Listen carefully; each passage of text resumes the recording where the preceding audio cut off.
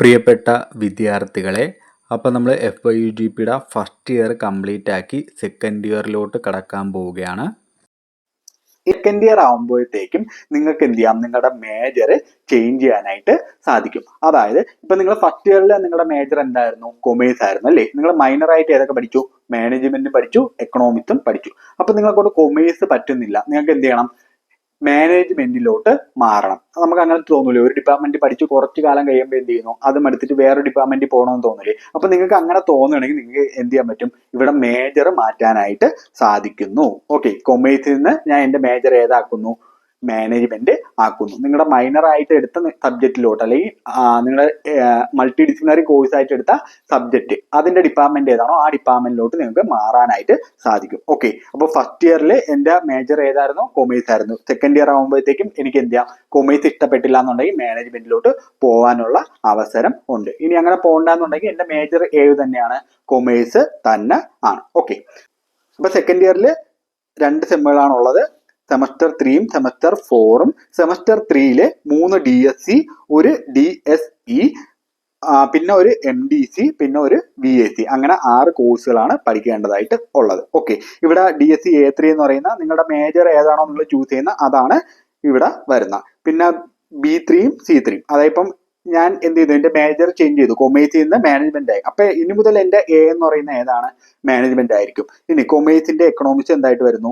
Minor ആയിട്ട് വരുന്നു. ഇനി മാറിയില്ലെന്നുണ്ടെങ്കിൽ കൊമേഴ്സ് തന്നെയാണ് എന്റെ മേജർ, മാനേജ്മെന്റ് എക്കണോമിക്സ് എന്റെ മൈനർ ആയിട്ട് വരുന്നു. ഓക്കെ, പിന്നെ ഒരു DSC ഉണ്ട്. DSC എന്ന് പറയുന്നത് നമ്മുടെ സ്വന്തം ഡിപ്പാർട്ട്മെന്റിലുള്ള എലക്റ്റീവ് സബ്ജക്റ്റ് ആയിരിക്കും. അതായത് ഇപ്പം ബികോമിന്റെ കേസ് ആണെങ്കിൽ നിങ്ങൾക്ക് ഫിനാൻസിന്റെ സബ്ജക്റ്റുകളുണ്ട്, കോപ്പറേഷന്റെ സബ്ജക്റ്റുകളുണ്ട്, കമ്പ്യൂട്ടർ ആപ്ലിക്കേഷന്റെ സബ്ജക്റ്റുകളുണ്ട്, ടാക്സേഷന്റെ സബ്ജക്റ്റ് ഉണ്ട്. അപ്പൊ നിങ്ങളുടെ കോളേജിൽ ഏതാണോ അതിന്റെ ഒരു സബ്ജക്റ്റ് പഠിക്കേണ്ടതായിട്ട് വരും. പിന്നെ MDC എന്ന് പറയുന്ന ഇവിടെ കേരള സ്റ്റഡീസ് ആണ്. അത് നിങ്ങൾക്ക് ഇംഗ്ലീഷിലോ അതർ ലാംഗ്വേജിലോ പഠിക്കാനായിട്ട് സാധിക്കും. ഇത് കമ്പൾസറി ആയിട്ടുള്ള ഒരു സബ്ജക്റ്റ് ആണ്, MDC ആണ്. ഓക്കെ, പിന്നെ ഒരു VAC, വാല്യൂ ആഡ് കോഴ്സ് പഠിക്കേണ്ടതായിട്ട് വരും. അങ്ങനെ മൊത്തം 6 കോഴ്സ്, 22 ക്രെഡിറ്റ്, 24 അവർ. തേർഡ് സെമസ്റ്റർ കഴിഞ്ഞ് കഴിഞ്ഞാൽ പിന്നെ നിങ്ങൾ 4th ഇയർ വരെ എന്ത് ചെയ്യണ്ട?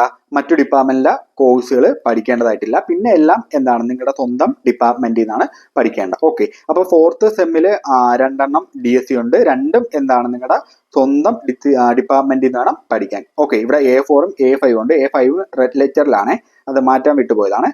DSC എന്ത് ചെയ്യണം? ഒരെണ്ണം പഠിക്കേണ്ടതായിട്ടുണ്ട്. അതും സ്വന്തം ഡിപ്പാർട്ട്മെന്റിൽ നിന്ന് തന്നെയാണ് പഠിക്കുന്നത്. പിന്നെ ഒരു SEC സ്കിൽ എൻഹാൻസ്മെന്റ് കോഴ്സ്, പിന്നെ 2 VACയും പഠിക്കണം. അങ്ങനെ മൊത്തം 6 കോഴ്സുകൾ നിങ്ങൾ പഠിക്കേണ്ടതായിട്ട് ഉണ്ട്. ഓക്കെ, ഇനി സെക്കൻഡ് ഇയർ കഴിയുന്ന സമയത്ത് സമ്മർ വെക്കേഷൻ എന്ത് ചെയ്യണം? ഒരു സമ്മർ ഇന്റേൺഷിപ്പ് ചെയ്യണം. ഇതിന് എത്ര ക്രെഡിറ്റ് ഉണ്ട്? 2 ക്രെഡിറ്റ് ഉണ്ട്. ഓക്കെ, അപ്പം നിങ്ങൾക്ക് ഒരു ഡൗട്ട് തോന്നാം, ഈ 2 ക്രെഡിറ്റ് വേണ്ടെന്ന് വെച്ചാൽ ഇന്റേൺഷിപ്പിന് പോകണ്ടേ എന്ന്. ഇന്റേൺഷിപ്പിന് പോകണം എന്നുള്ളത് നിർബന്ധമാണ്. ഇന്റേൺഷിപ്പിന്റെ ആ ഒരു റിപ്പോർട്ട് ഉണ്ടെങ്കിൽ മാത്രമേ നിങ്ങൾക്ക് സർട്ടിഫിക്കറ്റ് കിട്ടുള്ളൂ. ഓക്കെ, അപ്പൊ ഇന്റേൺഷിപ്പ് നിർബന്ധമായിട്ടും ചെയ്യണം. അതിന് 2 ക്രെഡിറ്റ് കിട്ടും. അപ്പം സെക്കൻഡ് ഇയറിൽ 200 മുതൽ 299 ആ ഒരു ലെവലിൽ വരെയുള്ള കോഴ്സുകളാണ് നമ്മൾ പഠിക്കുന്നത്. ഇന്റർമീഡിയറ്റ് ലെവലാണ് സെക്കൻഡ് ഇയർ എന്ന് പറയുന്നത്. ഓക്കെ, പിന്നെ സ്റ്റുഡന്റിന് എന്ത് ചെയ്യാം? മേജർ മാറാനുള്ള അവസരം ഉണ്ട്. ഞാൻ നേരത്തെ പറഞ്ഞതുപോലെ ഇപ്പം ഫസ്റ്റ് ഇയറിൽ നിങ്ങൾ മൈനർ ആയിട്ട് എടുത്ത ഡിപ്പാർട്ട്മെന്റിലോട്ട് മാറാനായിട്ട് സാധിക്കും.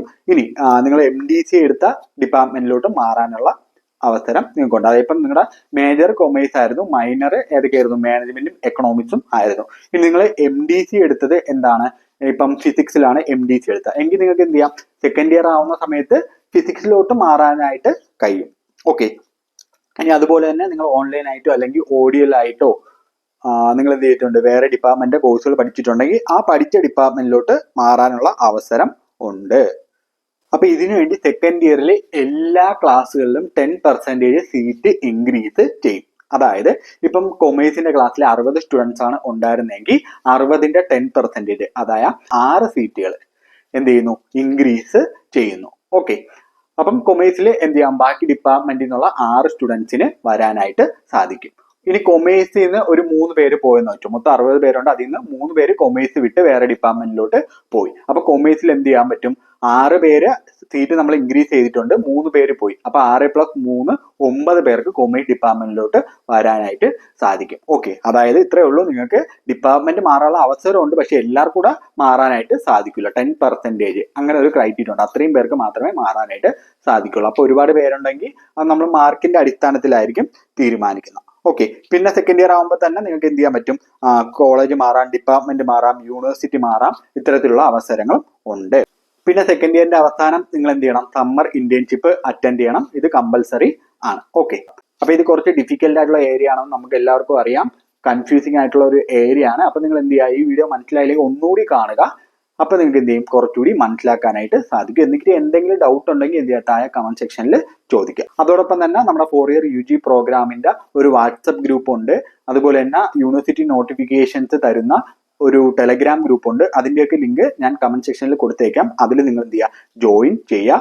ഇപ്പം നിങ്ങളുടെ സിലബസ് ഒക്കെ ഓൾറെഡി വന്നിട്ടുണ്ട്, അതൊക്കെ എന്ത് ചെയ്തിട്ടുണ്ട്, ആ ഗ്രൂപ്പിൽ ഷെയർ ചെയ്തിട്ടുണ്ട്. നിങ്ങൾക്ക് അതിൽ കാണാവുന്നതാണ്.